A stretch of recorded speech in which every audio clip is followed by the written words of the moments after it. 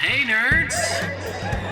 It's Geeks of Cascadia. Geeks of Cascadia. Geeks of Cascadia. Exclusive tabletop game podcast for the Pacific Northwest.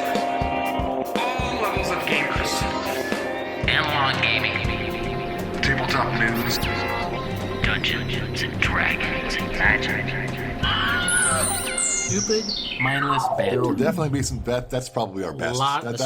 Hey geeks, Blue Samurai here, and I am with Rebeculus and Becca. And I am still Paul. Welcome to episode 71 of Geeks of Cascadia. Yay! Wow. Yay.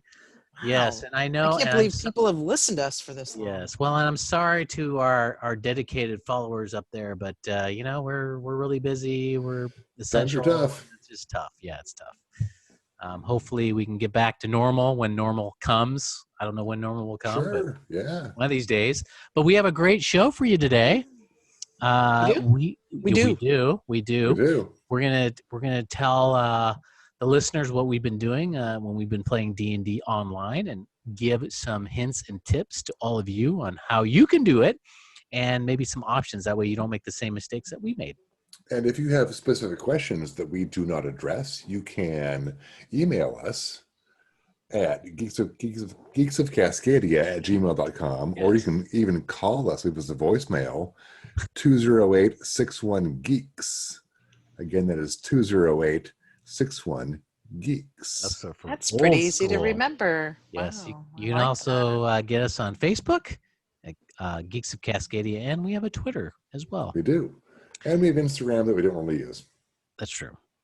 But that's okay. Here, I'll take a photo now. Do we, I guess we should have discussed this earlier, but we do have it's only 5 minutes, a Twilight 2000 old game of review from David. Oh, I thought you were talking about the vampire movies. The Twilight movies? No. Oh. Yeah, what are you talking about? It's a role-playing game, Twilight 2000. Our good friend David from Alexandria RPG did a little segment there, and he sent it to us, and so we will we'll have that. The Boba Fez. Boba Fez, that's right. I don't get that, but You don't get that? Well, he had a fez, and okay, now I get it. there you go. We're done. Hey, why don't we go right into the con news? What do you got for con news, Paul? Con news. Oh, by the way, we're having a pandemic. There you go. Stay home. That's a big con. Wash your hands. Don't touch your face. Wear a mask. Yes, whatever con you have is either been canceled or turned online. So We should come up with like pandemic con. If you want to go to a con, you should watch Star Trek II, The Wrath of Khan, because it's fantastic. Yes. Also, pay attention to orcacon.org. Excuse me, it's orcacon.org. It's not like I'm a board member or anything.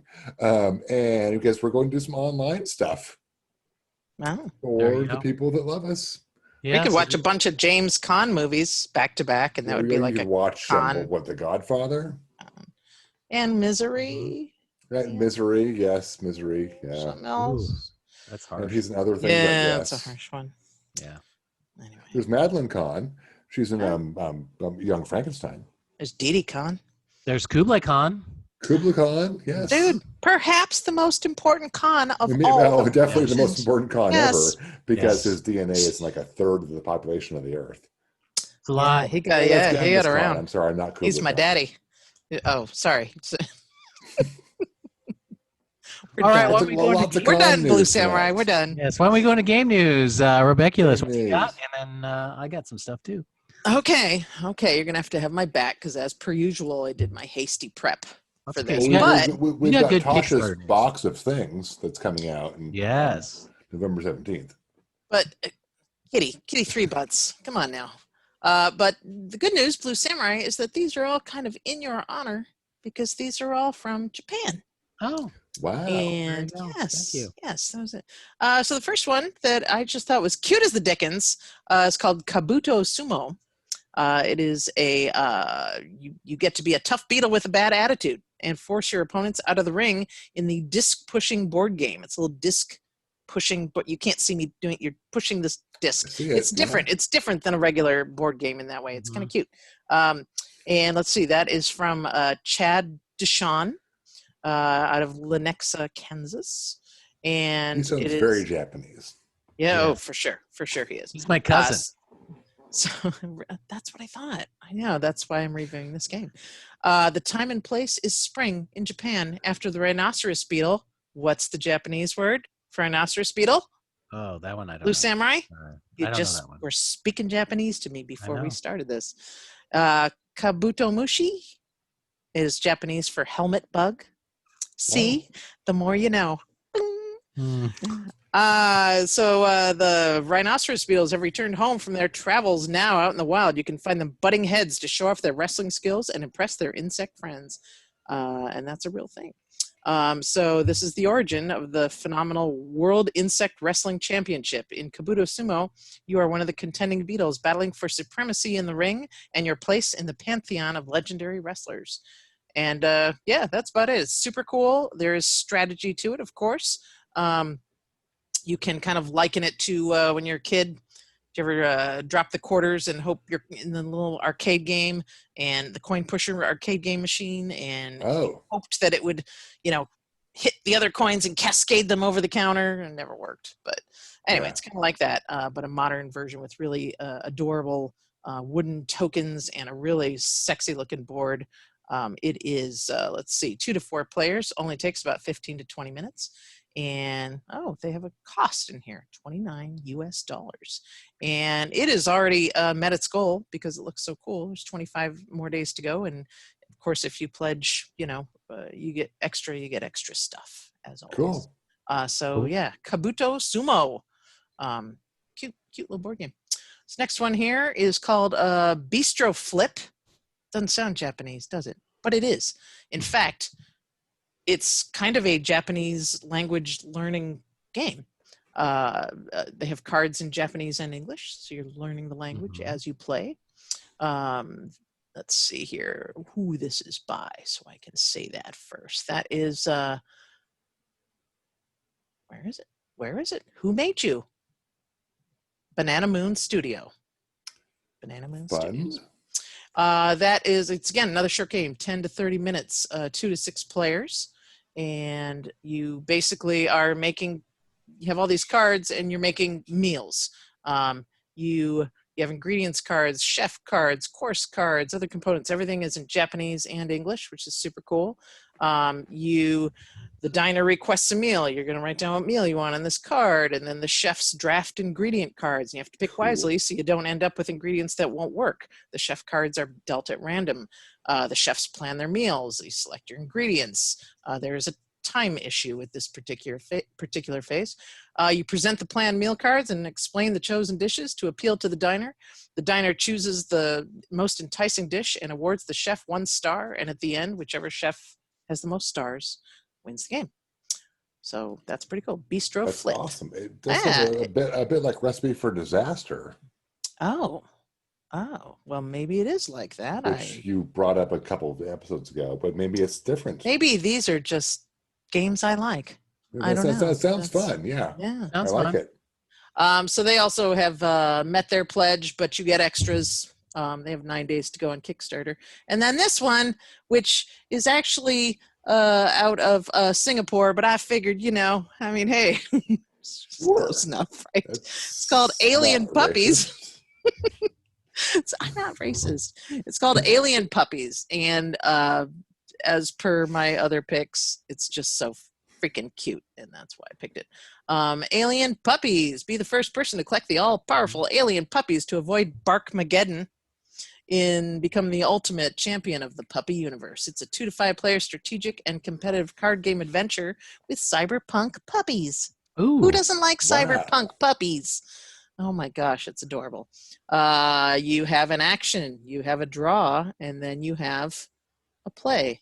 Just like a lot of other things, it's kind of a do what the card says kind of thing. And the characters are really cute. It looks like they're kind of modeled after certain well-known movie sci-fi characters, but with puppies instead of humans. You can share that on the screen too, by the way, if you want to. I can? Yeah.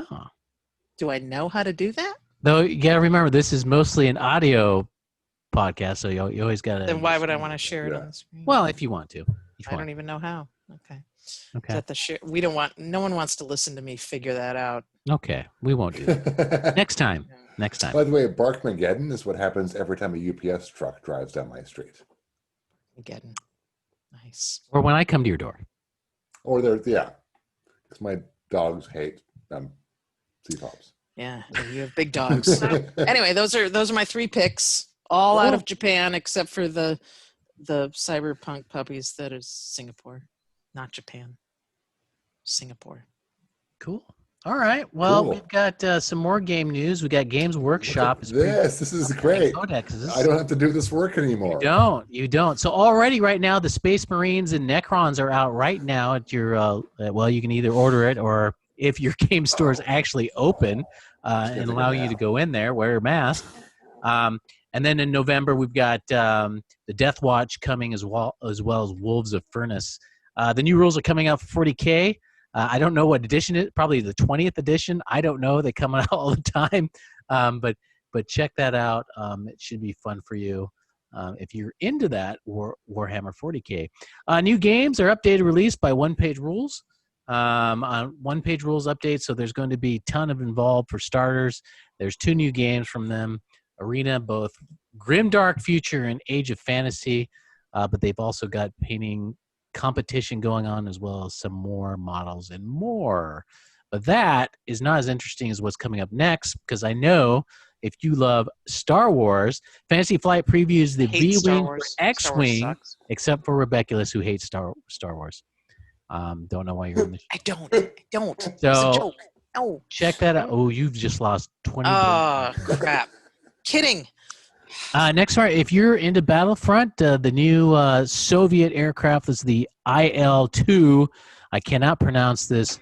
Shturmovuk Assault Company. So that's with Flames of War. It's a World War II miniature game.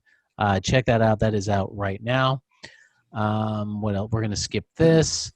Ooh, dice. Everyone those are dice. pretty. That does look pretty. Friday snippets.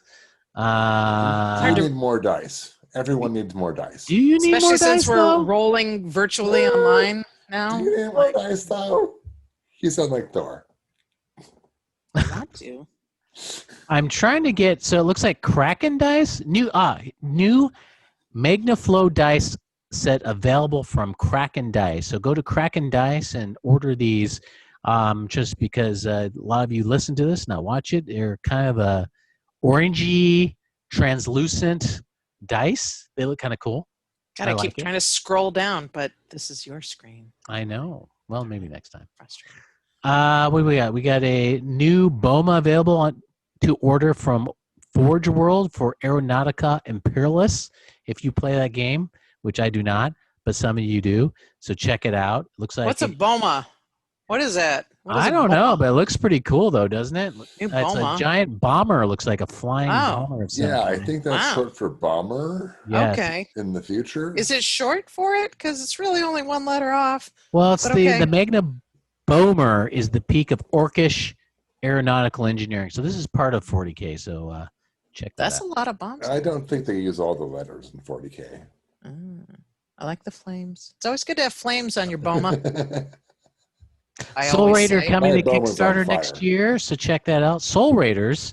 If you early next year, Arthur Mark Andre will be launching Kickstarter campaign for his new game. It's called Soul Wars, and it's a cooperative narrative experience. Head on over and sign up for updates and check out this new game.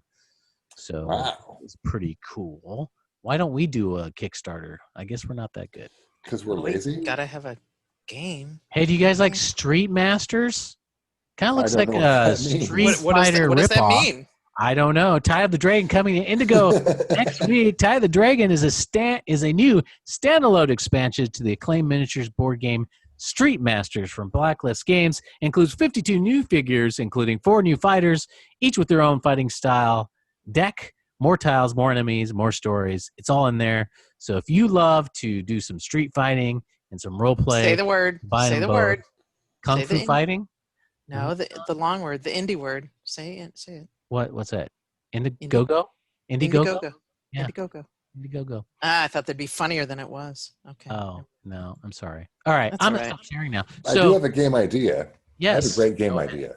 Do tell. It's called Adventures in Vending, where you draw cards to see whether whether the person who stocks the vending machine has actually locked the vending machine, or if there's actually something wrong with the vending machine.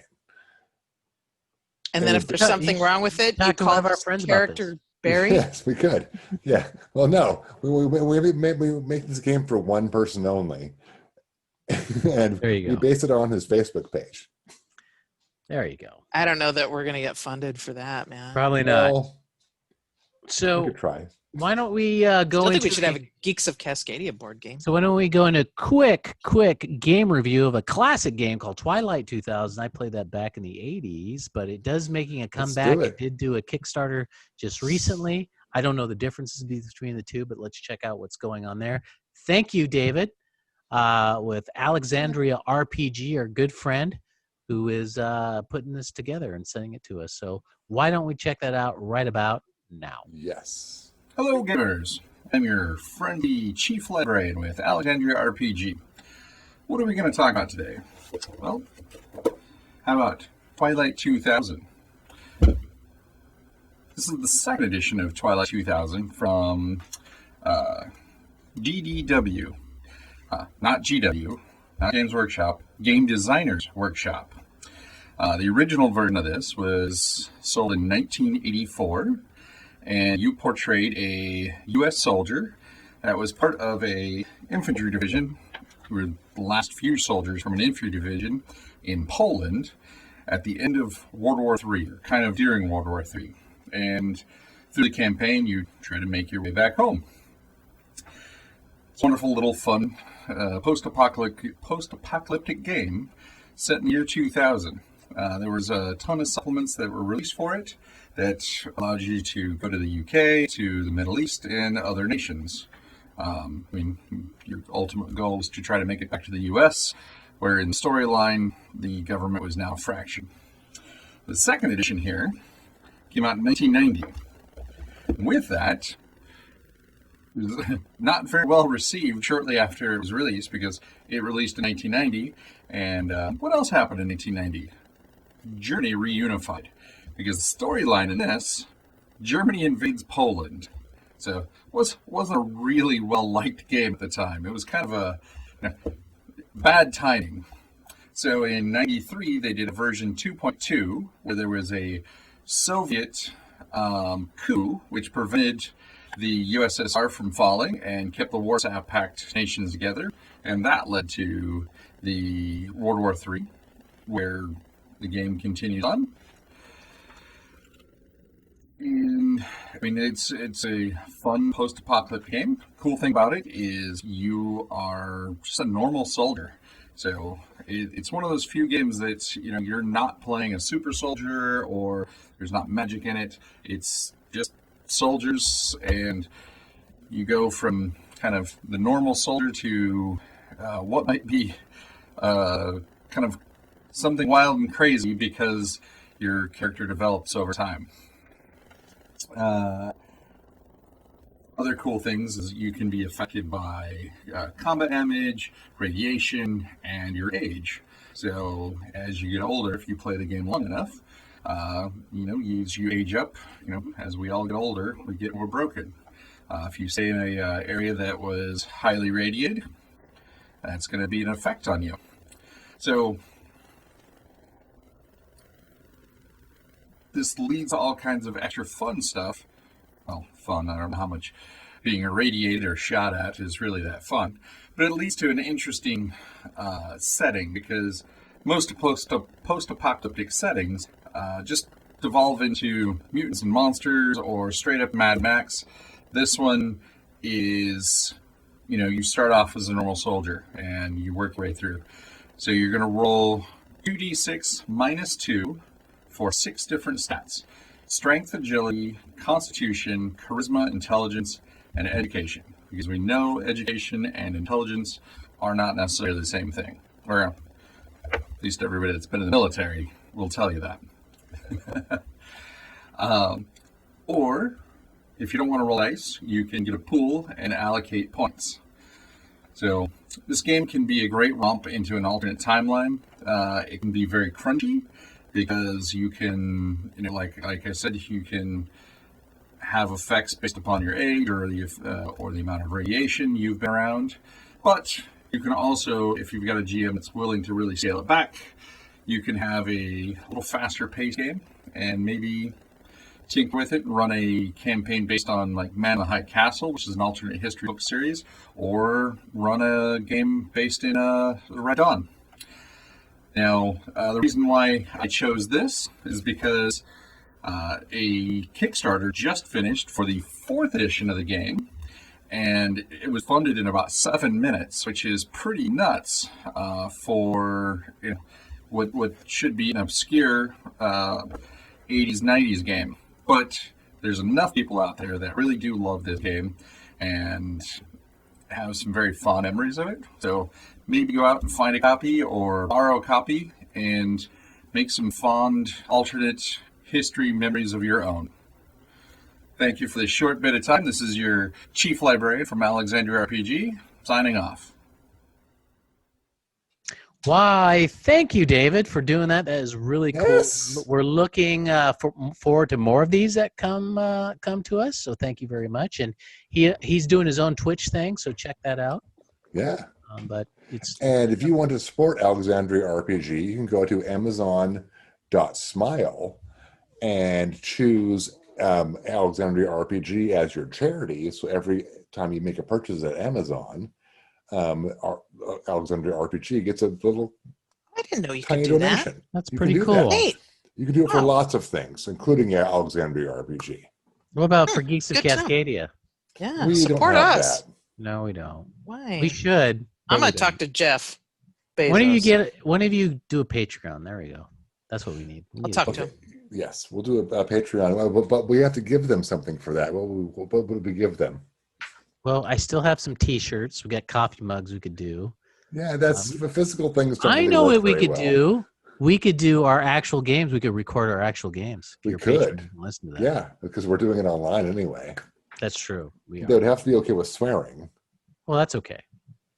Okay, sure. Let's talk about that offline. Okay, we'll have to do that. So, Where we can swear. speaking of online and playing D&D, would you like to know how to do that? I would love to I know how to would. play Do we- D&D. do we in know this anyone age who of tell a us about pandemic? that? Yes, and so we'll get to listen to us, of course, because we're amazing, and Steve, our guest DM expert, Who is super amazing all the time. and Yes. we look into some options for you: Zoom, Google Meets, and Discord as a kind of a meeting place, and then of course Boundary Forge. Yeah. virtual tabletop of Forge and Roll20, and the cheap version, PowerPoint. So No. check No. that out. Don't do What? PowerPoint. What? Nothing. No, you're It's good. fine. You didn't like my It's fine. PowerPoint? I loved your PowerPoint. It It's was just great. a lot of work. No, that is a lot of work. It is. Yeah. You're absolutely right. All right, so let's check that out right about now. Okay.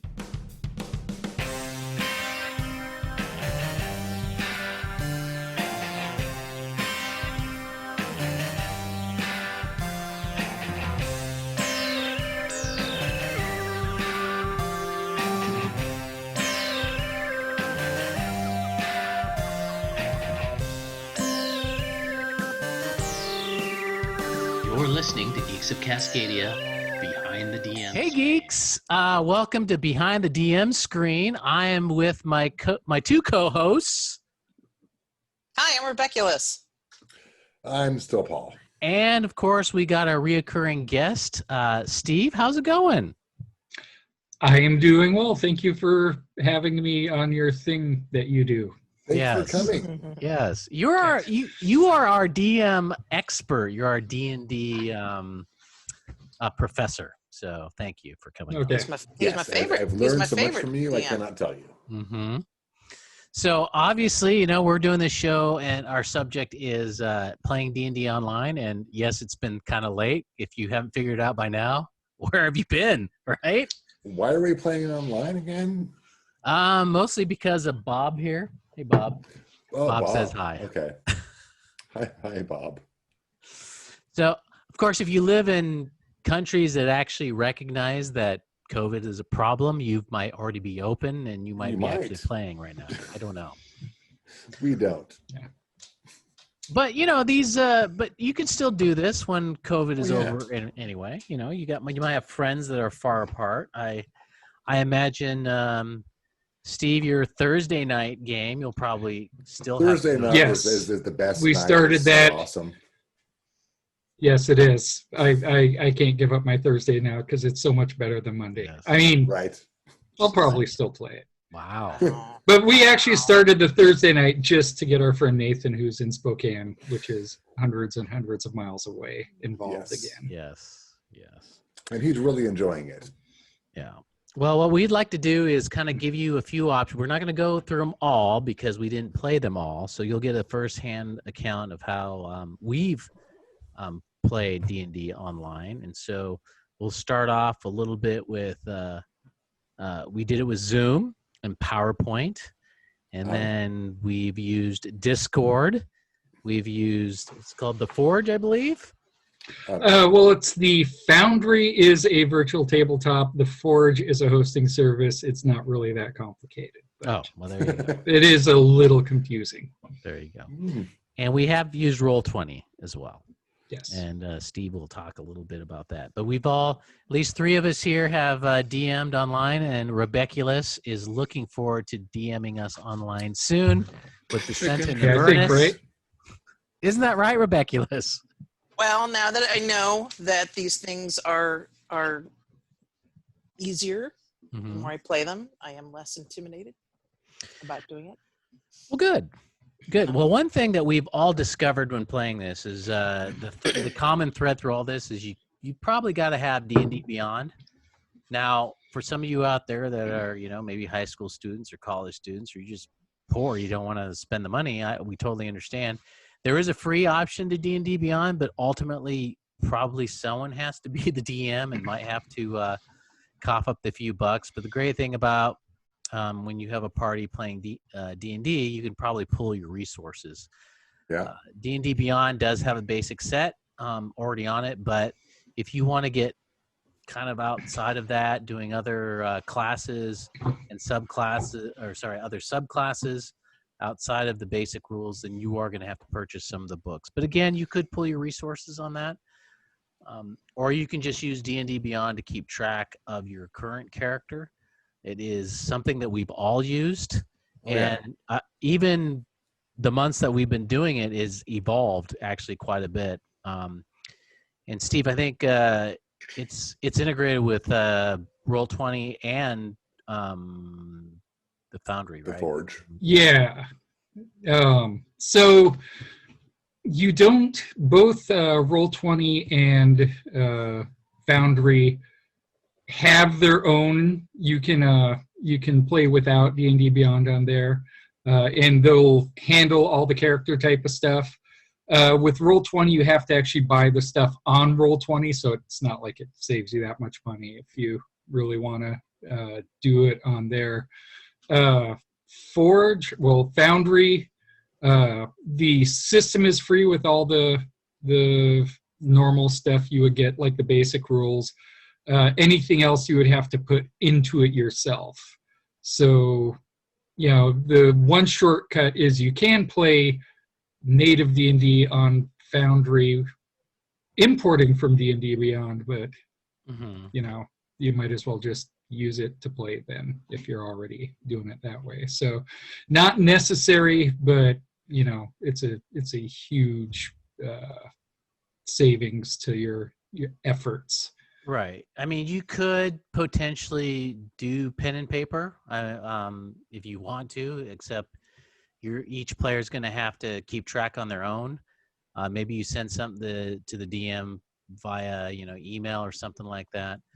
For example, I do play in one campaign where a lot of it is done kind of pen and paper, keeping track on your own. So what I've done is give you an example. If you look at, hopefully it's recording, it should see, everyone sees it says Blue Samurai. We roll for initiative. You put the initiative there, the armor class, and the hit points. so that everyone can see it and know where you're going in terms of initiative order. So I've seen that done. Of course, the other items out there keep track of your initiative, and you don't have to do that, but Yeah. But it is something. And really, I think it all comes down to, I mean, you can play very loosey-goosey like normal, where everybody just kind of knows everything, and you even can roll your own dice if you trust each other and all that, and play just like normal. Right. You don't need any mechanical or, systems or whatever to track all this stuff. I mean, just like you don't at the table. Right. But being separated from each other, especially things like dice rolling, and then, well, what are your modifiers? Right. What type of roll you're making? All this. I mean, some of these things right. can come in to really help out. And some of the stuff out there like Discord and Zoom, there are free options. You are limited in sometimes time on some of these things. Microsoft Teams is one. I have not played Teams on for a campaign yet, but that is an option. And you're right, Steve. You can do. I mean, back in the old days, really, you just had is kind of all using your imagination. Sometimes you didn't have maps, you didn't have miniatures. Yeah. And so it is possible. The other thing that we like to do is, use. You can go back on some of our episodes where we use kind of social media and Google and all that to keep track of our games and everything. And I'll show you. I'm going to put up a screen if I can find it here. Here's a party treasure trove. An example of what we do here. Example of what you do, because you love that type of stuff. Yes. I have. There's some folks at Wizards that actually use this now, so it's pretty cool. It's keeps track of everything in there. That way, because sometimes you forget or no one writes it down. No one wants to write it down. The worst thing is the party secretary, as I call it, who records everything. Paul, So didn't you used to do that, Paul? Didn't you used to write everything down for us? It became not fun. Did nobody claim the ornate breastplate with nipples? No, no, that is still there. I would like that for my personal person. Yes. Oh, that's funny. But also you can keep journals up there. Someone who's very good at keeping track of what's going on the campaign can put stuff there. Steve, you put stuff I think on previous campaigns. So, and that's a free option. So using Google Drive is certainly everybody can use to benefit your game. But let's go into some of the things that we've used to play. So I'm going to talk a little bit about Zoom. Hey, can I say something go about the ahead. D&D Beyond though, real quick? Sure. Because yeah. I'm much newer than all you guys, I guess, at playing this. But excuse me, I kind of likened D&D Beyond to when bowling scoring became automatic. Right, that's perfect. That is perfect. Learning From how to our do Midwest it, friend. and I was really happy to have this thing that kind of did it for me, because I would get kind of stuck with what the ability scores and things like that. Mm-hmm. Hey, but hello. So I'm glad that it does it for me, but although it doesn't do everything, as we see, you can add as many daggers as you want, even though you're not supposed to. That kind of thing. But I like it. I like it more than I don't like it, but I didn't really master or even get comfortable with the pencil and paper version before we started using D&D Beyond. And I know I can still use pencil and paper, but I don't want to now. Right. But, and here's an example. Here's Stormlord's so Wrath. But it kind of enables people in a way. Hey, look at that awesome character, Wingco Wizzywig. Who is that? Yes. What a cool looking character. I mean, it is nice I'm where gonna I kill can that just bird. Wow. I can just Yeah, click trying on to. this and I can just do my die rolls with El Kabong and then What is your intelligence? do an attack. What does El Kabong mean again? Ooh, crit right there. Look at that. Oh, And it's nice did that that you- when we're actually Nice that playing. So you we did play this, that? as an Does that example. count? That doesn't Okay. count. That doesn't Oh, count. come on. Sorry. And then my damage. Which So is zero because it is. I tell you what, D&D Beyond is really for us, because we started off just using pen and paper for a while, and then we went to D&D Beyond. I think it's really helped. So Oh yeah, pretty cool. it's nice. I'm so lazy now. It is pretty cool. But since this COVID stuff, we've been having to go away from around the table and going online. We first started off with Zoom. Woo, around the table. Around the table, which we are recording right now, was using Zoom. And what I didn't have, nor did I understand any of like Fantasy Grounds or Roll20 or any of that stuff. So I just used PowerPoint. So I'm going to show our folks out there what we kind of did and what you can do, because the great thing about PowerPoint is most people have it. Sometimes you don't, and that's what makes it expensive, but most people do have it. Steve doesn't have it, but some people. I used it in college. Yeah, you used it in college. And the bad thing about it is you do have to make everything. Literally everything. The tokens, the monsters, the maps, and everything. So I'm going to show an example here of what we did. So you can see here, I just took this map in the background here, which I am moving it. That is, by the way, from the first edition of what? Waterdeep Dragon Heist. Hey, there's Blinky. Yes, Blinky's right there. Waterdeep Dragon Heist. So I just took a screenshot of it, sized it up. I made these tokens that you see here. I'm moving Theron around. That's Paul's character. Shaniqua's right here. And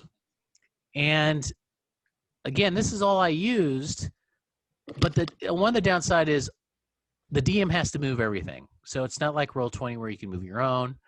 I have kind of these special effects. So if if Aelin here fires I don't know, some Eldritch Blast, I can just put it in there.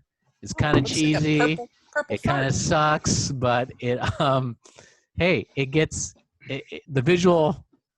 The visual is enough to tell you the story. Well, yeah, it's still D&D. Yeah, it's still D&D. Oh yeah. And then the thing about Zoom, though, you can go in. I don't know if one of you could do it, but you can go and above there. It should say annotate. So players. So let's say it's Theron's turn. I don't know if you can go to annotate and go, hey, Theron, why don't you put a box to where you want to go, or a little X or whatever. Hey, Theron, why don't you draw a large penis over his battlefield? That also happens too. Animate? Please do not do that here. Yeah, you just you put your arrow all the way at the top. The ladies. Annotate. Just happens with the guys. Click on That's a annotate, guy thing. and then you can pick draw. Or Annotate. Yeah. Annotate? Where is it? So I can draw. Yep. So you did a little circle there, so I can like. Are you trying to? Okay. All right. That's nice. There it is. That's a little. There. That's a little longer. And the other thing is you have to make every single screen, which is basically what I did. Oh, I'm sorry. Oh, you can also erase. So your dick and balls carries. Yeah, and you erase my dick and balls. Screen. That's right. Okay. So that's a benefit to that. Yes, that's a benefit. You can have great laughs from it. So anyway, again, it is a cheap option for you to use. It does take a lot of work, and you're going to have to move all the characters. But again, D&D is about kind of imagination anyway. Well, yeah, you can play D&D on a conference call. Yeah. You don't need the visual aspect at all. We used to play D&D over the phone when there were cords on the phones. And Wow. I think that is super cool. Wow, I I never played D&D like on the that phone concept. before, ever. Yeah. It's Well, 1-800-976-D&D. You were on speakerphone to us one time when you were away and we were all playing. You have done it, Just so put you're you in the live. middle of the room and That's true. Yeah. I don't remember doing that back in the 80s or 90s, but it can be done. You're right. Absolutely. So anyway, that was kind of how we did it. I don't know what you guys thought about. I think that's how we first got into it, right? I kind of took the initiative and put something together, and then Steve is always good at improving on everything. So yeah. I don't recall those maps. Well, yeah, and I think actually our first ones we were using Google Meets, which is again the same thing. Right. It's just, and I actually had in my dining room table, I had the map out. That's right. And you I were was taking a moving picture of the miniatures map. on, Yeah. and I had the phone was mounted up where it could see the map, and I'd like ask you, where do you want to move, and move around. So that was our first, which again, you could totally do. I mean, why not? Right. If you It like works. that type of thing, it was fun. Right. I do miss your actual drawings and moving the minis. I miss that, and I miss when you would go digging into your case of minis, and we're like, oh shit, what's coming down? Yes. Yeah. But I have a question that might be a Mhm. segue, but I'm still confused because we didn't use it that long. Why Discord is there or needed? I mean, I feel like what the we echo. use. Oh, we're gonna. Yeah, there The was an found- It's echo. the echo. Okay. Yeah. Yeah. Which I'm pretty sure is Doug. There was an echo. Though he hates to admit that, but yeah. Oh, that was the reason. Okay. There's we use Discord on the Thursday night sessions, and there's zero echo. There's no problem on Thursday There's nights. no problem. Or it could be Steve and I, since we're not No, I don't invited think to so. the Thursdays. So you never know. But So, Doug's yeah, Doug's the professional, so we blame him. So Steve, that's a good example of super low tech where you're just using, Google Meets. Is it called Google Meets? I can't remember. Yeah, but, it's called Meets. Again, it's just like Uh-huh. Zoom. It's any of these, or Right. and you were video literally- conferencing.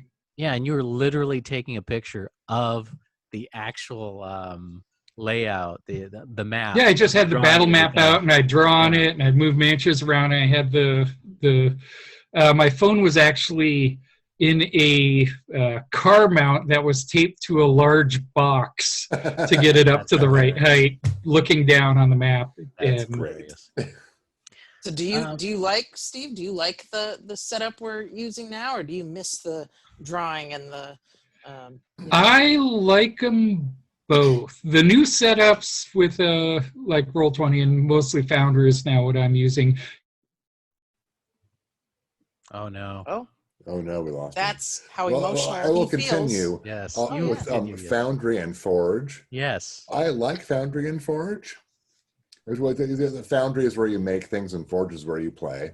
The Forge, and Steve's back. Oh, Steve, I'm back there. I totally told you all about it, and there's a test later, so hopefully you were listening. Great. I wrote everything down. that you No, said. I like the new stuff. I'm going to keep doing that on Thursdays, so I get to play with friends away and enjoy that type of thing. But I really can't wait till we can get back and play in person because I love that type of And thing. it's so much less prep to play in person. Yeah. Yes. You just draw for a second and a half, Right. and Like- here's the cave Yeah. that you're in. Ex- Scribble, scribble, scribble. Except Steve is way better at the drawing than Yeah, Paul he or is. I. Oh yeah, Yeah, oh, he yeah, is. 100%. Yes, gosh, Blue Samurai, your drawings. Oh, And they I were- have to rely well, on and- Steve. I have to They were rely on alright. Steve's miniatures. Because The nice thing about it too is you don't even have to have known they were going to be there at a time. You can be, I guess they're going to fight here. I didn't expect it, or Exactly. I need to stall for time, so I'm going to make up an encounter real quick that I had no idea was going to happen. And you can just bluff your way through it. No, I'll draw, I guess, this Yeah. little haunted temple. Sure, Yeah, why not? right. Just Exactly. make it up as the pen is going around drawing on the map. And Like- you can't really do that. Well, you can do it online. You just can't do it the same. Well, Right. last You Monday, can't. You can't present them that map. Yeah. I had to say, I'm sorry, I'm not prepared for that. And I felt like a crappy DM because I said, I can't do that right now. Because... And the DMs are going, "Are you prepared for anything? That's strange. Yeah. We never are." So yeah, Paul, you go into how the Foundry works and everything, and Well, the Foundry, it's really kind of cool. You do have to buy the software, which is about $50, as I recall. Yes. Um, Yes. But so it's one time, and then when the cost for DMing is like $4.49 a month, which seems very reasonable to me. And then all the players can log in for free via the Forge. And I'm going to put some screenshots up here of some things. Not sure in what order. So players connect with, then you click stuff, and then the players are in, and everybody's playing. But communicating, you need a separate service to talk. If you wish to talk, you don't technically need one. I think it actually has its own, at least audio chat, maybe video chat built in. Okay. I believe it does. I've just never used it. Okay. Just because we've been using Discord. And one thing for me that I found helps is running my video chat on this bit like little Chromebook, and then the virtual tabletop on a different computer like my laptop. Okay. Those are two really kind of CPU intensive tasks. So having them on separate machines makes life much easier. Okay. So I do Zoom. Yeah. I do everything from my laptop. I've got a gaming laptop. It's supposed to grind things, and it seems to do okay. I use Zoom for the talking bit, and I use the Forge, VTT, for the gaming bit, and it's absolutely great. What's really cool about, I guess, Roll20 does as well, but it wasn't as fun for some reason. And Paul, are all the so they're I'm sorry. Roll20 and the Foundry are essentially the same thing. They cover the same space. They have the same basic type of functionalities. The differences tend to be Roll20, which you can play totally for free, and it's hosted. You just don't get much space to work with, and it's a bit older.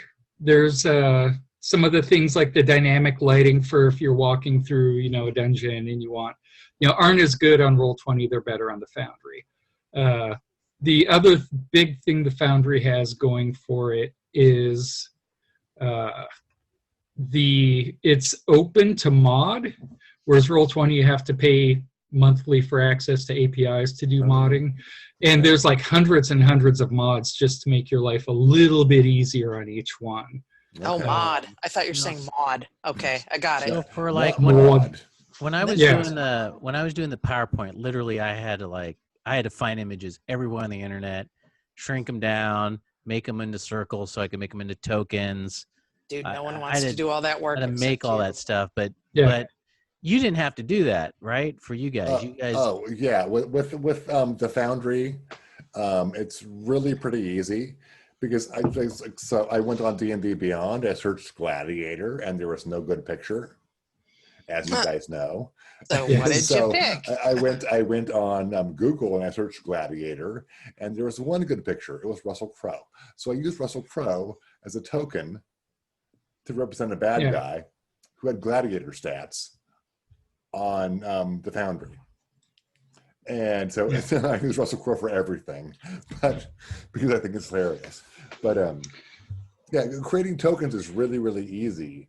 Yeah. In the Foundry. And you can, it's the same for any of them really, because the same tokens used in the Foundry, you can use the exact same ones in Roll20 or any of the others. You should make sure to use Russell and Crowe next time you have a Kinku character.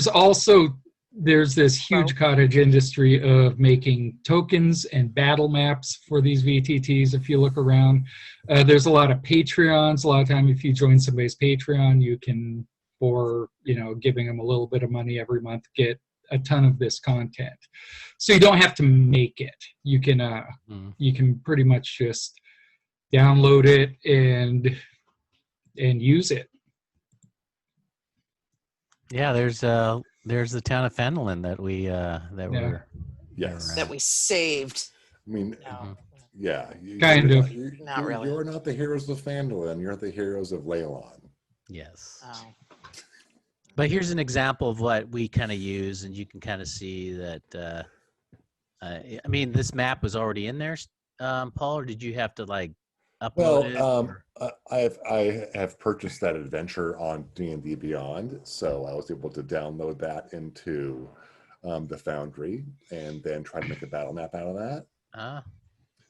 There's other battle maps I'm going to shoot in here when we're talking about it. Cool. Like there was a brawl in an alley, and there's the town of Leylon. Yeah. And there's as a couple more options. Like I said, the internet is awash with this stuff. If you go on Reddit to some of the subreddits like Battle Maps, D&D Maps, Roll20 or Foundry, there's tons of battle maps that people just make and put out there. And I normally go through like once or twice a week and just kind of go, I'm going to go see what's in this. And anything that looks cool and maybe I'll use it one day, I just download it and have it ready for, I need a fight in a swamp. Okay, well, let me go to my swamp folder and grab one of those. So. He's way more ambitious than I am. I'm just very lazy. You battle map for everything. Oh, look, here's this green area that you're fighting in. And really, does it really take just one person to go ahead and pay the $54 and then everyone else can do it for free? Yes. When you buy it, you have a license to run the server anytime you want, but only one person can use that license at a time. And it's, even though whoever's running it, the DM is generally going to run the server either from their own desktop or from a hosting service like the Forge, or you can host on, there's information how to host off of out of the cloud like on Amazon or whatever. But it can only be running from one person's. The server can only be running from one person at a time. Anybody else connects free. It doesn't care how many people are hooked up to it. Yeah. Right. So, Paul, good, bad? What do you? I love the Forge. I love making my own tokens for the Forge. I wish I had more time to do better, but it's like I get home from work and it's like, we've got D&D in 2 days and I've got 3 hours and I got to make dinner. And so I was like, you actually do great. You're the only one who feels the need to apologize. I think you do great. I don't even know that anything's missing. So no, you do great. So shut up. You do. It's like, if there's a decent picture of the bad guy on D&D Beyond, I use that. If there's not, then I go to the internet and I make some weird shit up like Russell Crowe. There you go. So moving on to Steve. I have a couple go more ahead. things I want to talk about. Sure. With, just running these things. They are connected to the Forge, or probably Roll20 as well. So you just go. So if you're playing on D&D Beyond, and you're DMing, and let's say you're running a troll, well, they've got 3 attacks. They've got a bite and 2 claw attacks, right? So when you're attacking, you just click the button on D&D Beyond for the bite attack, and then it populates into the Forge. Yeah, that's the Beyond 20 browser extension, which is made to work. It works with Roll20, it works with the Foundry, and it might work with one more, I'm not sure. But it lets you essentially, it injects little roll buttons into D&D Beyond, the character sheets, the monster stat blocks and all this. And it lets you just, I need to make a animal handling check. So you go click on animal handling in your D&D Beyond, and it goes into the browser to whatever session you're in, like say in the Foundry, and makes that roll into the chat interface there. And it's so easy to use. Even I can figure out how to roll with advantage or roll with disadvantage or whatever. So if your troll has to it's beautiful. If your troll has to make a wisdom check, which never seems to work out, you just click wisdom die, and then it rolls an 18, and then it passes its check. Yeah. For some reason. Right. Yeah. The nice thing is it's just stupidly simple. Yeah. And it just makes it easy, makes a whole bunch of stuff that normally would be hard into just the simplest thing. Just keep playing with your D&D Beyond character sheet Yes. and Yeah. click these things and tell me what you do, and the results will show up. It's a bunch of stuff you just don't have to think about. You just play. So what's the downside of the Foundry? Are there any downsides that you felt, Paul? Well, for me, it's like I'm on a different screen than the players are. I'm busy doing stuff, and I can't see what you guys are rolling, and so I have to click. I have to click back and forth a lot to manage what the monsters are doing, and look at the map and see where people are, and then I need to see where what you guys are doing and what you're rolling. That's a little bit complicated for me, and it slows the game down a little bit. Because are you using D&D Beyond's encounter builder? Is that what you're doing? And Well, I do that sometimes, but you guys are so good that I need to. You guys are really good at playing Dungeons and Dragons, I have to say, and that's really irritating. So screw you guys. But Wow. yeah, I think I try to. Like last Monday, I just added more monsters, and it didn't help. So we'll see what happens next Monday. I think Helped us. It was funner. yeah, it's great. It almost seems like for a DM you have to have multiple laptops, or you have multiple devices. Yes. It kind of helps because you can go back and forth, and you can have to bounce around between a lot of things. But I mean, that's not really that much different than normal DMing, because whenever I've been at the table with my DM screen up, I'd never have enough room behind the DM screen. Right. Especially before I started using a laptop, because I shunned all electrical devices at the table for a long, long time until recently. And I'd have well, I've got this adventure here, and I need this. Here's the page with the encounter, and I gotta have this page where one of the monsters is, and one of the other monsters is over here in the monster manual on that page, and you know, whatever, the fiend foley over here for another one. It's like, oh my god. Yeah. So since we're done with it, in Stormlord's Wrath, the Mayor of Dead Men, depending on what I roll for your encounter, you could face 7 different encounters. So I have like 20 different tabs open on my screen.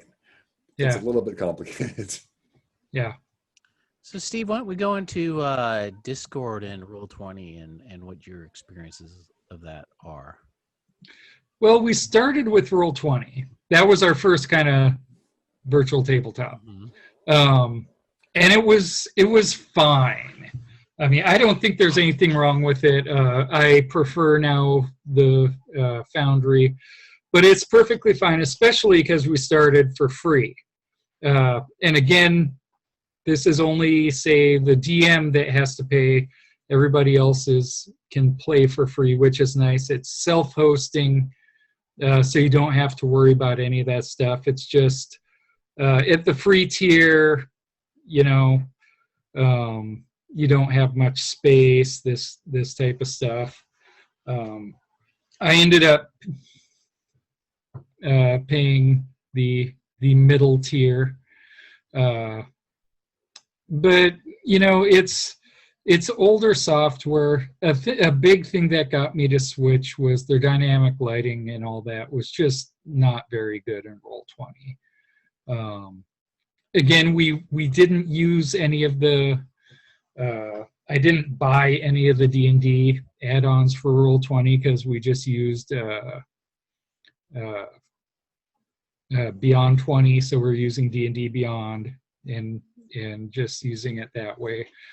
So I wasn't too attached to it, and we did that for a while, and it was fine. There was some weird quirks I didn't like, and really I saw Foundry and thought, well, let me try this, and it's just tighter software with a lot more open access for third parties to write macros and modules and things for it, for lots of little just quality of life improvements. Plus the dynamic lighting was just so much better. So it looks like to do.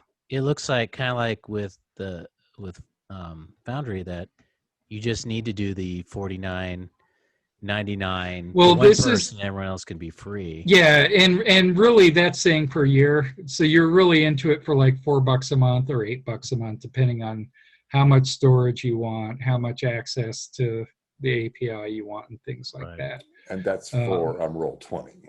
That's for Roll20, Yes, Roll20. and that's every for the month. Foundry you pay once. Yes. Yes. So, Steve? What about the and you and Paul? Maybe you did a little bit of Roll20. I don't know if you dipped into that or not, but I think what gets people is how complicated it is. Like, how complicated is trying to set up your own adventure with these two? So yeah, and Foundry and Roll20 basically are, other than little small things, they're essentially the same type of product. And it's not too difficult. The big thing is you break things into scenes, which a scene essentially being a map, and then you'll probably have tokens for monsters on it and all of this.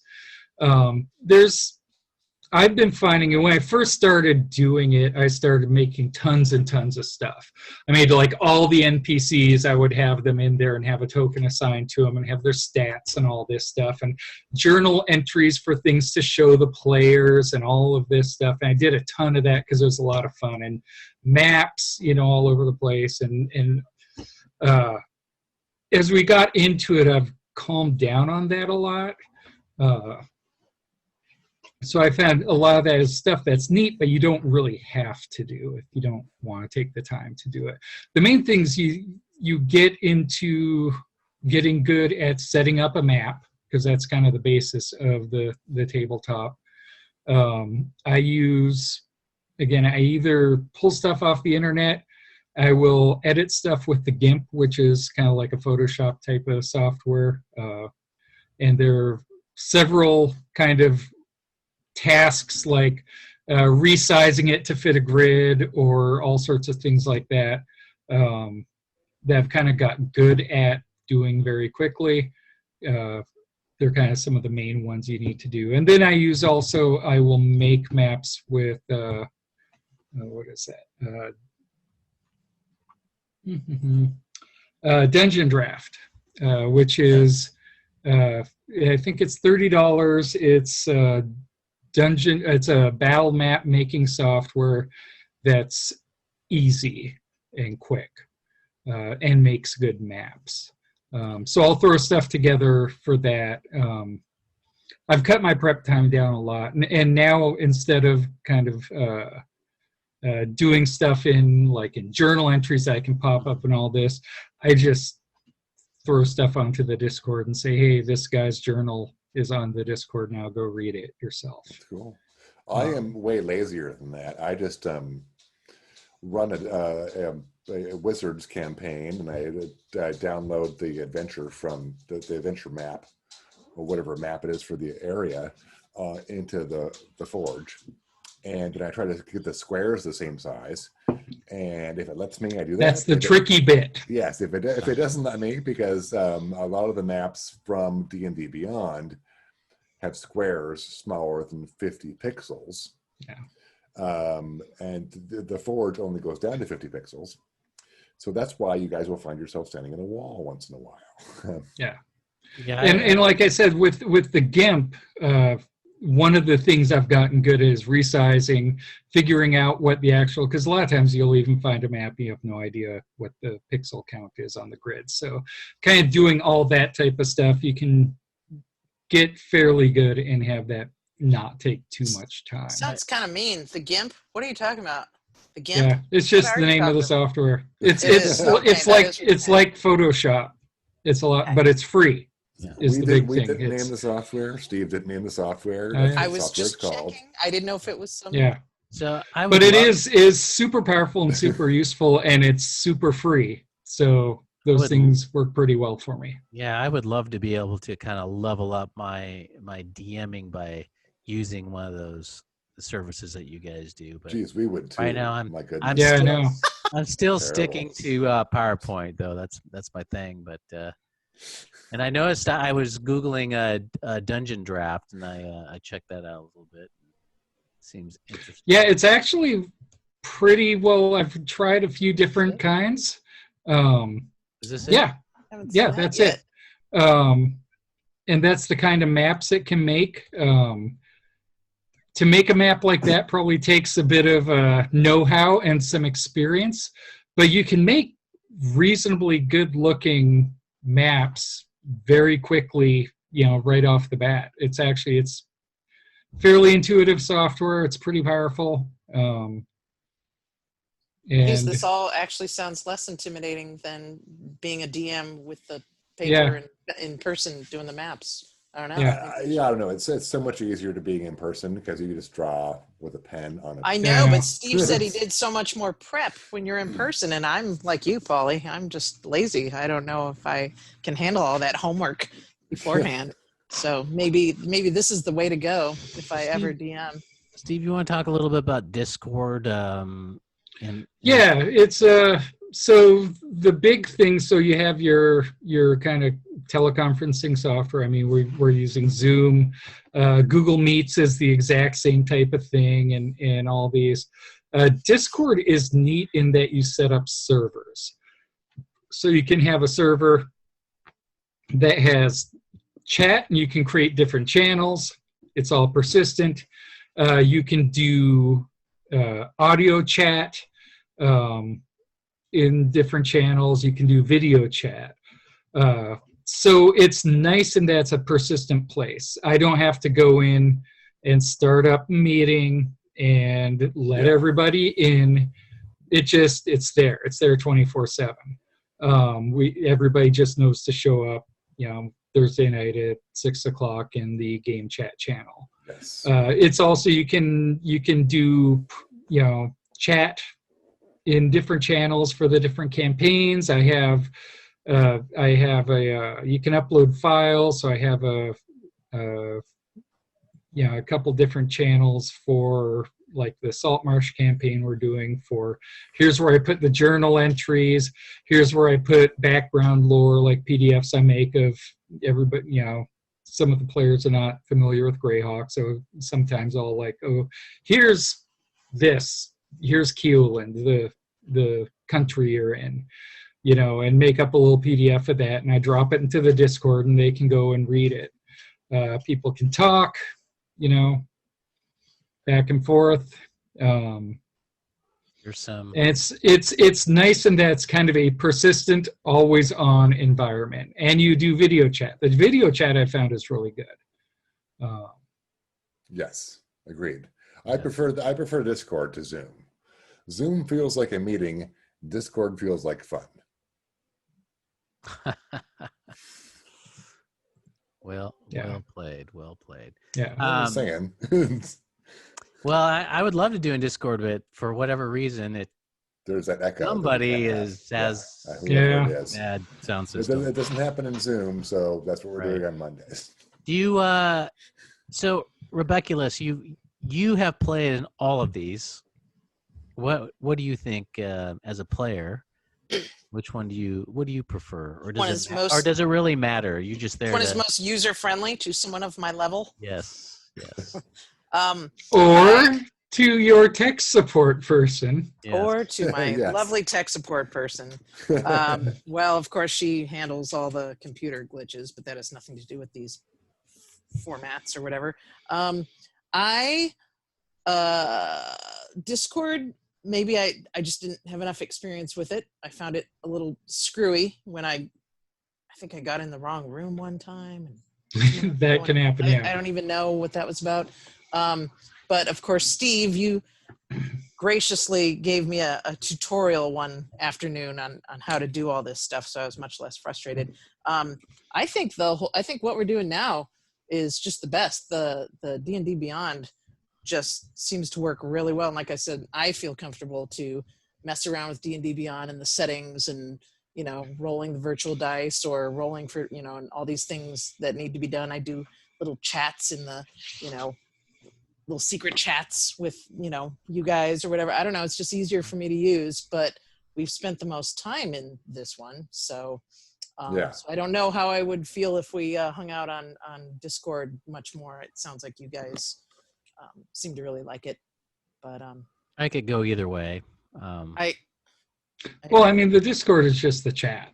We're still always going to use D&D Beyond just because I love the D&D. It's so damn easy, and we're so it's lazy. Yeah, exactly. It's just super easy, We're and just for someone lazy. like me who just needs to be able to click stuff and not worry about something big and bad happening, it's really easy. How did you feel about the virtual tabletops? Did you have a preference on the 3 options that we have today, that we presented today, or? Well, I agree with my main preference is what I found out whenever I wasn't able to move my character, it turned out to not be my fault. So that was okay. You It's know, usually my fault. That's the thing. It's on the DM to unfreeze your character or whatever.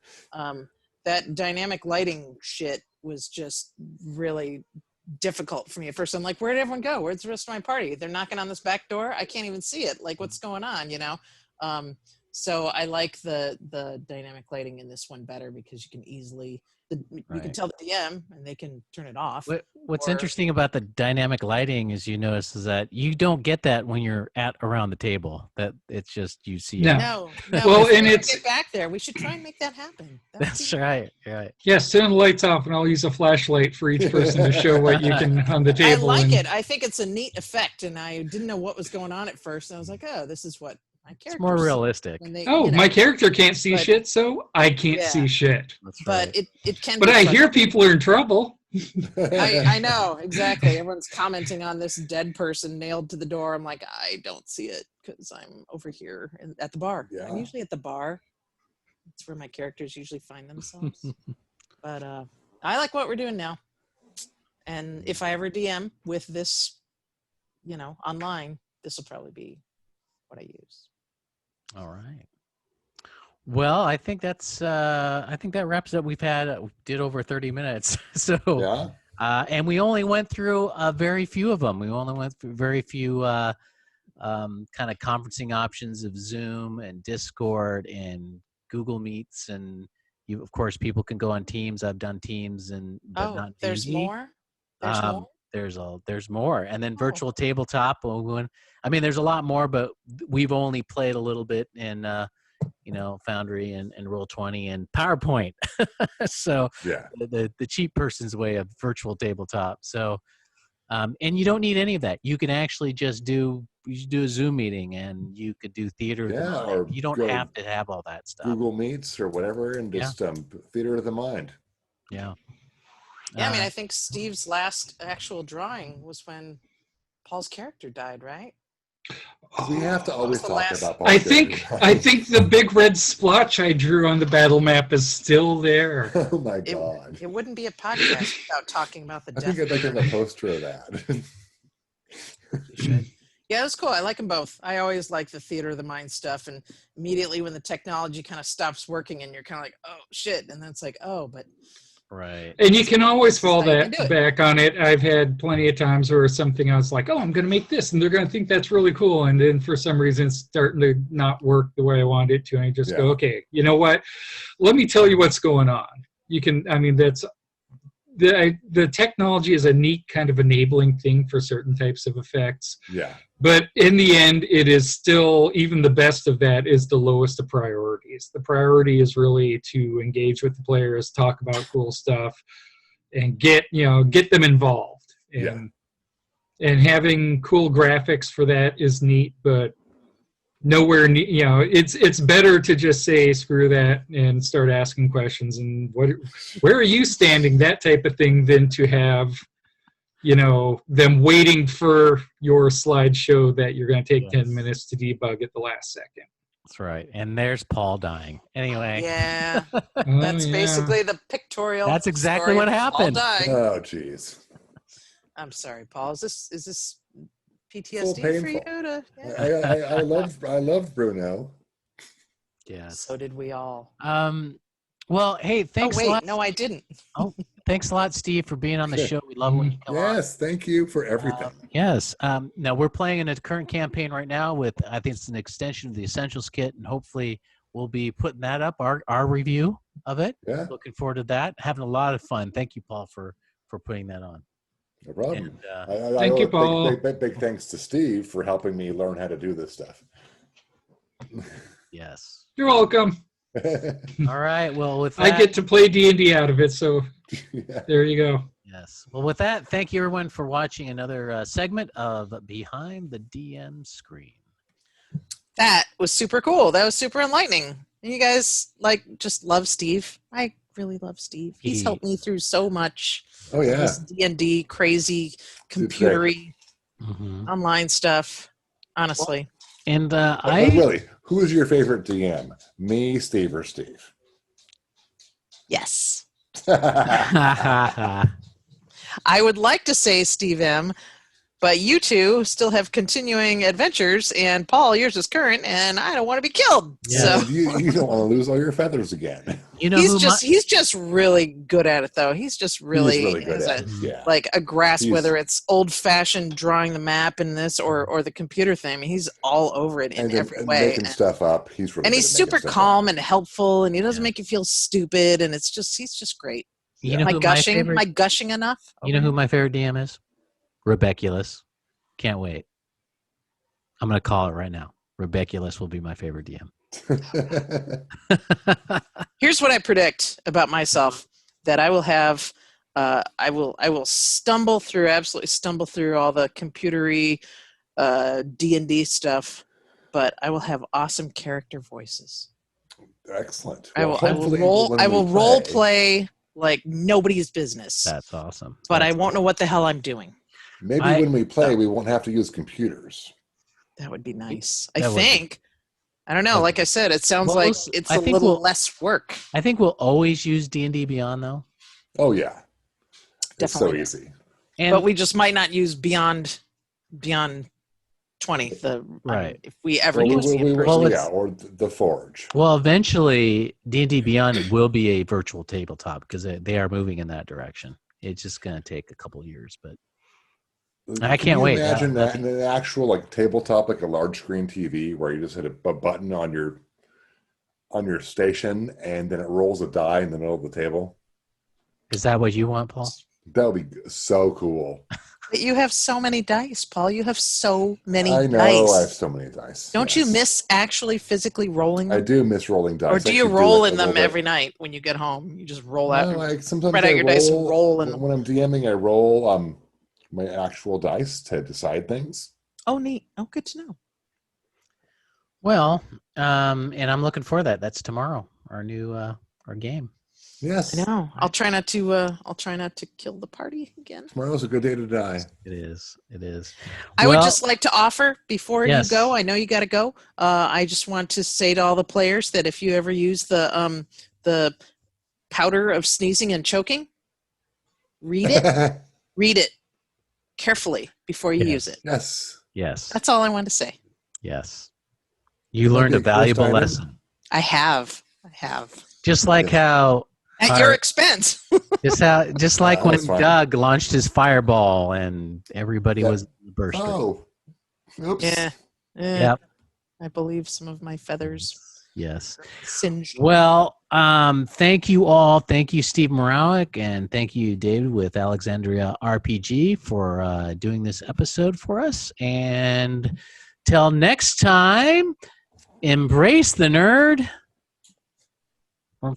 You're supposed to do your And? thing. I'm Rebecca. embracing. Oh, from 6 feet away.